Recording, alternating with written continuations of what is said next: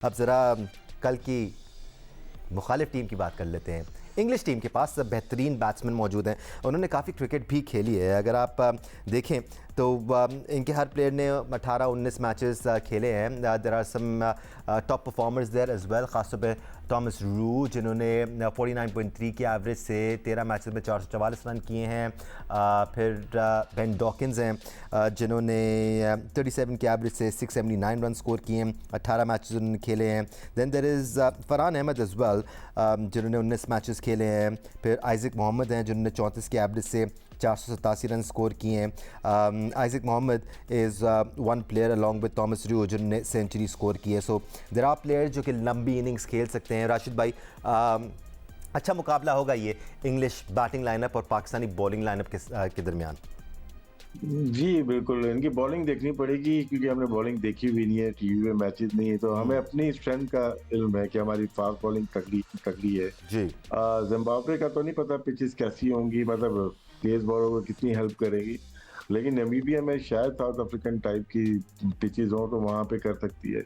तो इंग्लैंड के हमेशा से बॉलिंग तेज़ बॉलिंग अच्छी रही है। चाहे वो जूनियर लेवल हो या ऊपर हो, ये एशिज को निकालते हैं, बाकी बॉलिंग इनकी अच्छी होती है।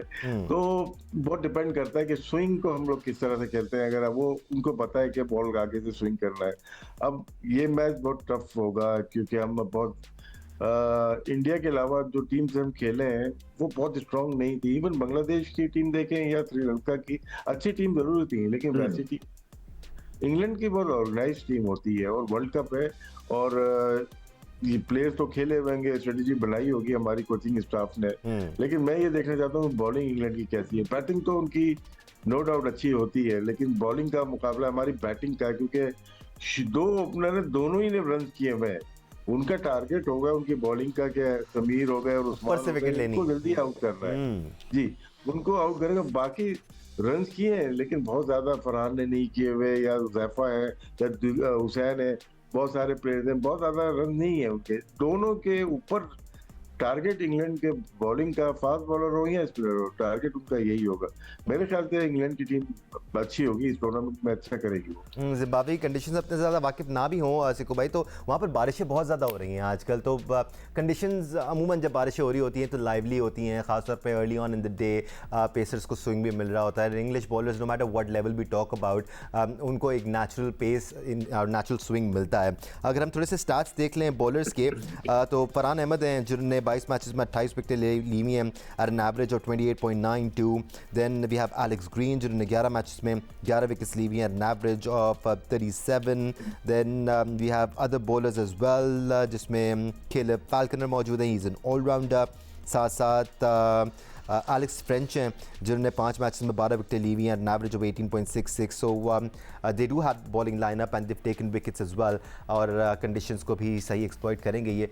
What's going to be important is, जैसे राशिद भाई ने कहा, अगर ऊपर से पाकिस्तान के 2 आउट हो जाते हैं और वो 2 प्लेयर हैं जो रन स्कोर करते आ रहे हैं, तो मुश्किलात का सामना कर सकती है टीम आपको। मैं एक छोटा अपना एक्सपीरियंस शेयर करना चाहूँगा अगर आपकी इजाज़त हो। श्योर। जब मैं कोचिंग करता था तो एक बहुत बड़े मिनिस्टर ने मुझे कॉल किया कि मेरा बेटा इंग्लैंड से आया है, वो वहाँ क्रिकेट खेलता है, मैं आपके पास उसको खेलने के लिए भेज रहा हूँ। मैंने कहा बिल, इतना बड़ा आदमी था, वो अब नहीं है ज़िंदा, अल्लाह उसकी मग़फ़िरत फरमाए। वो बच्चा आया, आमीन। अब यकीन करो वो लड़का इंग्लैंड से आया तो मैंने पूछा तुम बेटा क्या करते हो वहाँ पे? उसने बोला मैं स्कूल में क्रिकेट खेलता हूँ, अभी मैं स्कूल में जा रहा हूँ। यार वो इतना करेक्ट बैट्समैन था, इतना करेक्ट टेक्निकली कि मेरे सारे बच्चे जितने खेल रहे थे ना, उसमें शान मसूद भी था, ये तो सब बिल्कुल लग रहे थे, मगर वो इतना करेक्ट था कि 4 ओवर वो सीधे ही करेक्ट खेलता था। हमारे बच्चे जो थे वो तेज़ थे, वो इधर शॉट उधर शॉट, ये शॉट टेप बॉल। तो ये एक बहुत बड़ा फ़र्क मुझे नज़र आया कि वहाँ का जो बच्चा होता है वो शुरू से स्कूल से उसको जो है ना ट्रेनिंग दी जाती है, और वो बिल्कुल उसका बल्ला हाथ और एज पर जो जैसे ना बुक कॉपी बुक टाइप का होते हैं, टेक्स्ट बुक्स टेक्स्ट के, वो बिल्कुल उसको कोचिंग मैनुअल के हिसाब से उसको शुरू में सिखा दिया जाता है, चाहे वो इंग्लैंड हो अमेरिका हो, वहाँ पर स्कूल के बच्चों को सिखाया जाता है। अब जब बॉलिंग की आपकी बात आई ना, वो आई टोटली एग्री। उनके जो भी डेटा एक्सपर्ट होगा जो उनके साथ होगा वो हमारे इन 2 ओपनर्स को फोकस किया होगा। मगर मैंने मिन्हास का जो बैटिंग देखी थी ना, तो उसके मुझे जो अच्छी क्वालिटी नज़र आई थी कि वो सीधे बल्ले से खेल रहा था, वो ये वाले शॉट हुक वो भी खेल रहा था। मगर if you have that basics, उसके बाद आप इम्प्रोवाइज़ कर सकते हैं। पहले तो आपकी बेसिक सही होनी चाहिए, इसके बाद आप इम्प्रोवाइज़ करें। तो वो मैंने उसको देखा था ऐसे करके सीधे शॉट्स वो खेल रहा था और बहुत अच्छे खेल रहा था।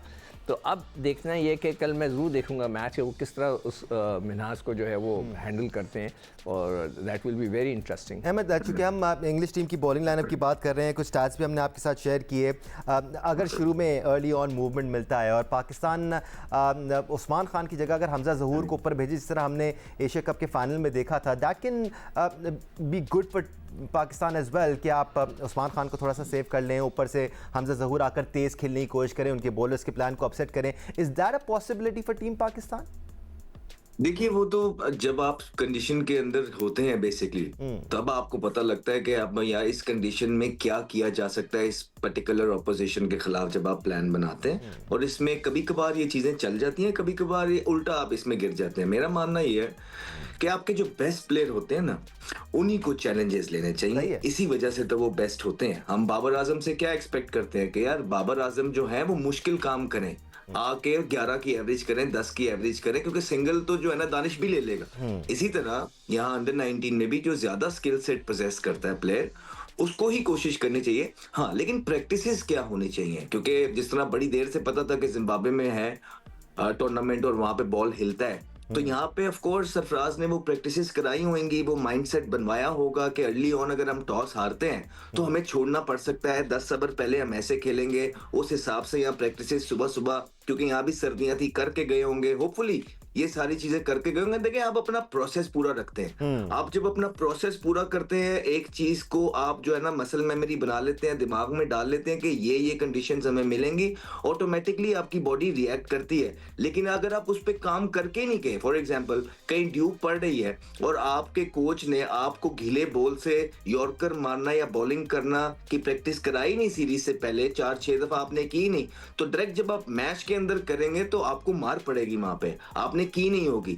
ये सारी चीजें जो हैं इंपॉर्टेंट फैक्टर्स आती हैं। At the same time management, players, ये सारे एक मैच हो रहा था हमारा, हम 130 पे आउट हो गए, ठीक है, सारी टीम गिरी हुई थी। न्यूजीलैंड के अगेंस्ट मैच था, हमारा ड्रेसिंग रूम भी ट्रक के अंदर था। मंसूर राना साहब कोच थे, मंसूर राना साहब आए हैं, सारी टीम गिरी हुई थी। यकीन जाने उन्होंने 5 से 7 मिनट बात की है, वो प्लेयर्स को इतना कॉन्फिडेंस उन्होंने उस टाइम पे दिया है। उन्होंने कहा कोई बात नहीं, क्योंकि सबसे ज्यादा भी सिक्कू भाई बात कर रहे थे कि इस लेवल के ऊपर डर होता है, खौफ होता है, क्या बनेगा, मैं खेलूंगा नहीं खेलूंगा, बाहर तो नहीं हो जाऊंगा, मेरा करियर मैंने पाकिस्तान से खेलना। उन्होंने आके कहा कोई मसले वाली बात नहीं है, जो आउट हो गया इट्स ओके, बट एक चीज का, किसी को कुछ नहीं होगा, एक चीज का मुझसे वादा करो, ये जो 130 रन हमने अगेंस्ट न्यूजीलैंड किए हैं, ये इनके लिए जहन्नम बना। यकीन जाने हम वहां गए हैं, खूने निकल रहे थे हमारे कोनियों से, ये क्या हम 1 रन से वो मैच जीते। सो इन शॉर्ट ये कि यही वो लेवल है, जिस तरह हम बोलते हैं ना कि इंटरनेशनल लेवल के ऊपर कोचिंग की जरूरत नहीं होती है, लेकिन ये जो जूनियर लेवल होता है, यहाँ पे कोच बड़े मायने रखता है। तो आपकी जो खाली कोच नहीं, जो सारे आपकी टीम गई होती है, ये बहुत वैल्यूबल है। अब एक मैच, अब जाहिर है तो एक मैच मैं आपको और बता देता हूँ। क्वार्टर फाइनल हो रहा था ऑस्ट्रेलिया के खिलाफ वर्ल्ड कप का, ये मेरा दूसरा वर्ल्ड कप था, ठीक है।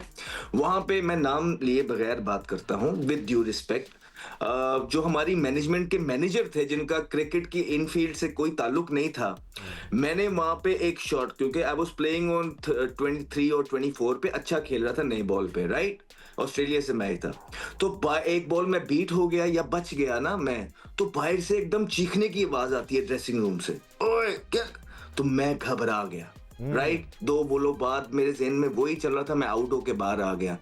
तो जब मैं बाहर आया, मैंने आके हमारे कोच थे उनसे पूछा कि ये किसने आवाज लगाई और क्यों आवाज लगाई, तो उन्होंने भी मुझे कहा कि देखे एक नवाज तो ये मैनेजर ने लगाई है, उनका काम नहीं था ये काम करना, उन्होंने गिला किया।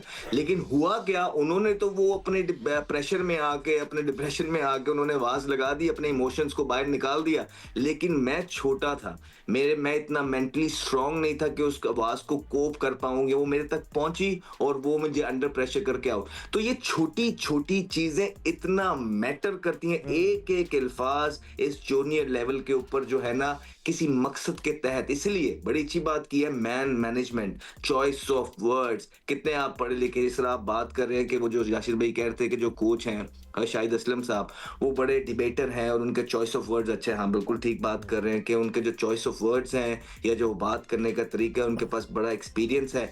लेकिन बात यह है कि वक्त पे जब प्रेशर आता है वहीं पे तो कंट्रोल करना है सारी चीजें। वहां पे कोई एक भी लफ्ज आपके मुंह से ऐसा ना निकल जाए कि जो बच्चे को डिसहार्टन कर दे, उस पर प्रेशर डाल दे और वहां मुल्क को नुकसान हो। So overall I think Sarfaraz के पास भी एक्सपीरियंस मौजूद है, शाहिद असलम के पास भी मौजूद है, बच्चों के पास कॉन्फिडेंस मौजूद है। अभी नया नया एशिया कप जीते हैं, इंग्लैंड की टीम हो या अफगानिस्तान की टीम हो या बांग्लादेश की टीम हो, इनके पास एक्सपीरियंस मौजूद है। लेकिन पाकिस्तानियों को जज्बे को बीट करना मुश्किल हो जाता है। पाकिस्तानी टीम मैनेजमेंट के पास एक्सपीरियंस ज़रूर है और इस एक्सपीरियंस को किस तरह यूटिलाइज़ किया जा रहा है, किस तरह ये नज़र आ रहा है कि प्लानिंग में जो हमें ट्राई नेशन सीरीज़ में या एशिया कप में नज़र आई, इस पर बात करूंगा। मैं राशिद भाई से एक सवाल करूंगा क्योंकि पिछले शो में उन्होंने एक बड़ी अच्छी बात की थी जो मेरे दिमाग में अभी तक फंसी हुई है।